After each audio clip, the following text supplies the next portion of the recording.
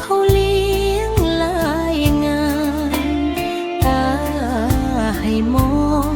คือภาพในฝันของคนเดินทางเรือล่องเอื่อยไปตามสายน้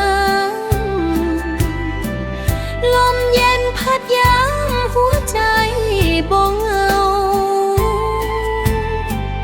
นักท่องเที่ยวมาเยือนบ้านเฮาตกหลุมหักหวังเวียงทุกข่าวงามแท้เด้อวังเวียงบ้านเฮาภูเขาแม่น้ำงามหลายเกินหาผู้มาเยือนต่างพากันว่า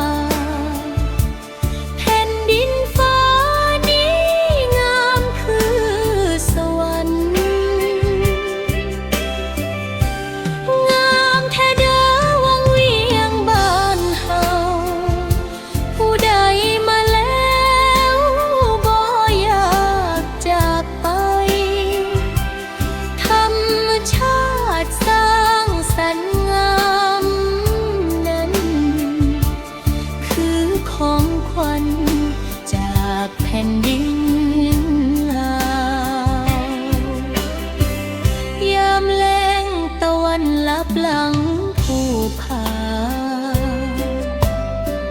แสงทองส่องฟ้าน้ำส่องเป็นเงา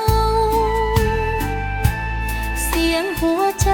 ยังห้องบอกเบาๆวังเวียงบ้านเฮางามแท้